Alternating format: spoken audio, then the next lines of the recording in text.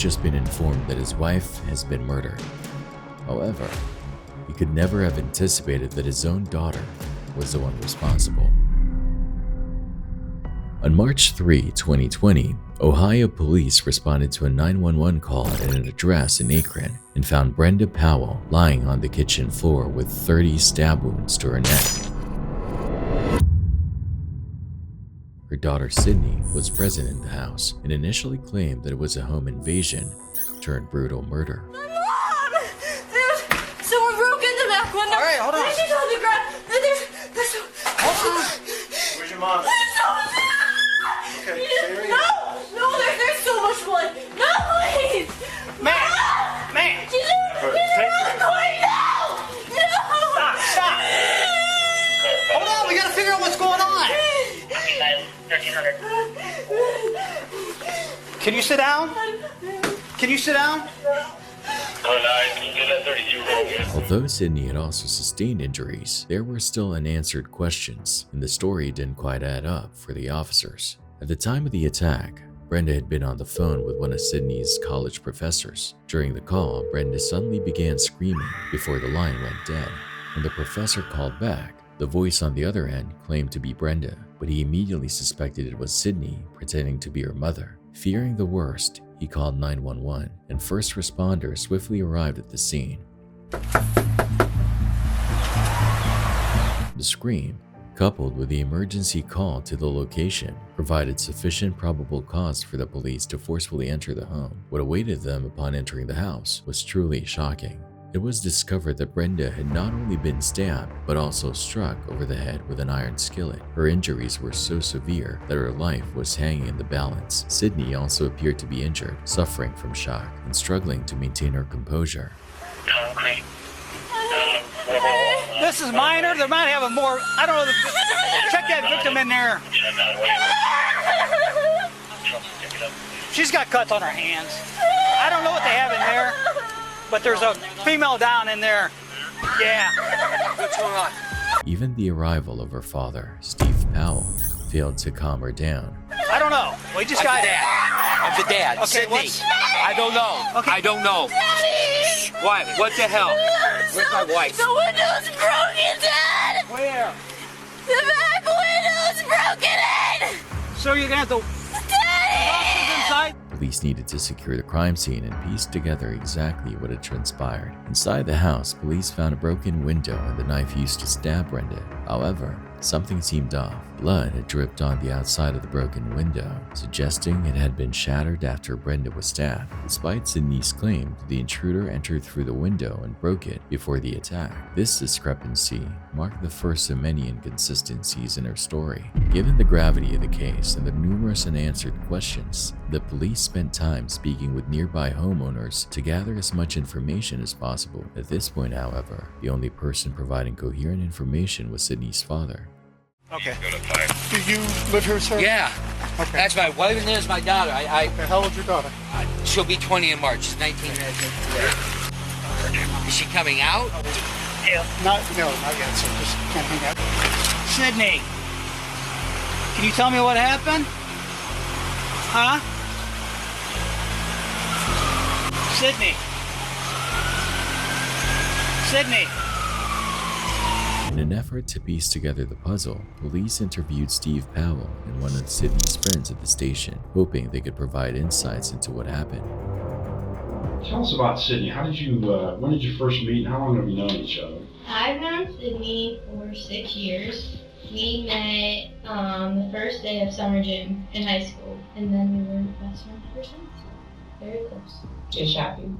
Yeah, it shocked me. I kind of was just kind of, like I was just like, no, I don't know. Maybe didn't believe it at first. I was like, no, Sydney's her mom. Like, maybe something else happened, somebody else was there, but that wasn't the case. So I was just really shocked. Have you talked to anybody in her family since then? We talked to her dad, just like we sent flowers to the funeral, so he kind of thanked us, and just was making sure we were okay. Basically, he was just making sure we were okay. We were making sure that we said if they need anything, we would be there for them, kind of that type of situation.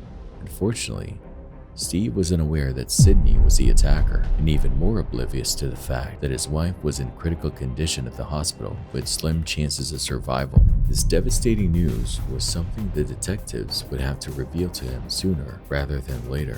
What Sydney had not disclosed to her parents was that she had been expelled from college weeks prior and had been lying to them about it ever since. However, she had confided in her friends, including Lauren, who lived in the same dorm. Determining Sydney's state of mind leading up to the incident will aid detectives in uncovering whether she snapped in the moment or if this act was premeditated. The problem is that Sydney will claim she has no recollection of the events, basing her entire defense on a supposed blackout and even pleading insanity. This leaves the cops without solid proof of her guilt, but they are beginning to uncover that she was hiding secrets from almost everyone. Lauren sensed that something was amiss and tried to help. Initially, she had no reason to doubt Sydney and was as supportive as any friend could be in such a situation. However, even Lauren began to grow suspicious of Sydney's evasive behavior. Seem concerned about it, or tell us about that. I think she kept a lot of stuff hidden because when we were just talking or with our friends, she always seemed happy. Like, she seemed okay, like I said, I couldn't tell. Until the end where she was kind of just like struggling and she kind of was sad and just like, Lauren, I don't know what to do. I'm like, well, you just need to find what makes you happy and like, just, you need to find what you like to do. And I don't know, I think it did make her a little upset because she was confused because I think she felt like everybody around her kind of had figured out what they wanted to do and she hadn't. So I think that kind of affected her. At this point, Sydney was entangled in a web of lies and she would struggle to escape. Rather than confessing the truth, she tried to portray college as simply not working out for her. She attempted to persuade her parents that leaving college would save them a significant amount of money, allowing her to pursue other interests. However, what she told her friends was a different story. My friends and I were worried for her because we didn't know what was going on because she didn't tell us, and like there was problems with housing or something. Just like we shared a room and had like put names on the doors, and her name wasn't on it when we got back, and we were confused about that. And she said it's because they messed up because she didn't sign the forms right or something, but it kind of never got fixed. And then she left. And my friends and I were just worried because we didn't even know if she got any books for her classes. Like, we were trying to ask her questions like that. And like, she's like, no, I have books and I have stuff for my classes, but like, I do homework all the time. And I don't think I started doing a lot of homework the last couple of weeks. So I think this last semester, this January.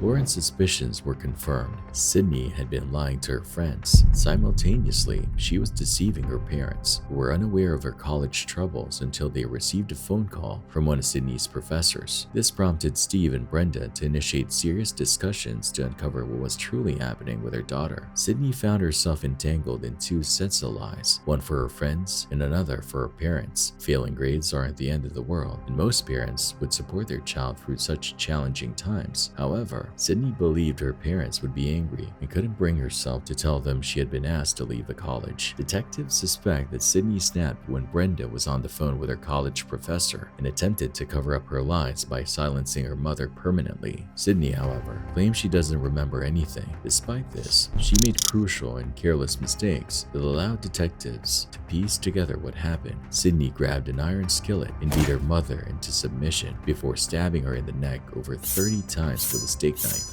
She then impersonated her mother on the phone and staged a break-in to cover her tracks. Tragically, Brenda did not survive her ordeal and passed away in the hospital. The county medical examiner determined that Brenda had died from blunt force trauma to her head and multiple stab wounds to her neck, ruling her death a homicide. Detectives were then left with the heartbreaking task of informing Steve that his wife had died. Well, not really bad news. Your wife passed away.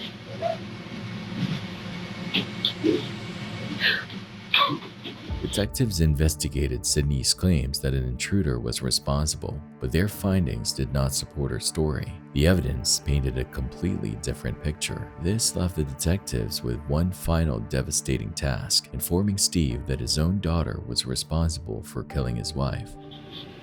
What happened? I don't think someone broke into the house. I don't know if your wife and daughter got into an argument, got physical. I mean, the window was broken, but there's no forced entry into the house. Did your wife and daughter ever have like really heated arguments? This is not possible. It is unimaginable to fathom the turmoil Steve must be experiencing at this moment. His wife has been murdered, and his daughter is the main suspect. Eventually, Steve begins to accept that the detectives might be right, leaving him with the heartbreaking task of breaking the news to his son. Sydney was arrested and charged with the murder of Brenda Powell. Initially, she pleaded insanity, claiming she had almost no memory of the events, including hitting Brenda with a cast iron skillet and fatally stabbing her. However, the jury did not believe her. She was found guilty on 2 counts of murder, 1 count of felonious assault, and 1 count of tampering with evidence. To the victims, to the family and friends, I am terribly sorry for your loss here. I cannot imagine what you have been through. I have received and read all of the letters that have been sent to me. I have considered the evidence that was brought into evidence at the trial, the statements of counsel, and all of the information that is before me at this time. I do find that counts 2 and 3 merge with count 1 for purposes of sentencing in this matter. Based upon the facts and circumstances of this case and in consideration of the relevant sentencing factors, including seriousness and recidivism, and applying the minimum sanction that the court has determined will protect the public and punish the offender without imposing an unnecessary burden on state and local resources, the court imposes the following sentence. On count 1, ma'am, I sentence you to an indefinite sentence of 15 years to life in the Ohio Department of Corrections. On count 4 of the indictment, I sentence you to 3 years in the Ohio Department of Corrections. Those 2 sentences to be run concurrent with and not consecutive to each other. Ma'am, please understand that on count 4 of the indictment, you may be subject to a period of post-release control upon your release. And if you violate that post-release control, the Adult Parole Authority is authorized to return you to prison for up to 9 months for any single violation and up to 50% of your prison sentence for all violations. Please also understand that if you're placed on post-release control and you are convicted of a new felony, in addition to being punished for that new offense, the judge could add an additional consecutive 1-year period of time in prison, whichever is greater as a maximum. Ma'am, understand that you have a right to appeal this decision, and that notice of appeal must be filed within 30 days of the sentencing judgment entry. Your attorney has indicated to me that you are without funds to hire an attorney to represent you for appeal. Is that correct? And you wish for me to appoint counsel to represent you? Yes. All right. I will do that. We will try and get that done before you leave the Summit County Jail. Ma'am, I will not fine you. I will not assess you court costs in this matter. Counsel, is there anything that I have forgotten? Good luck to you, Ms. Powell. Thank you. We're adjourned. Sydney Powell was sentenced to life in prison with the possibility of parole after 15 years.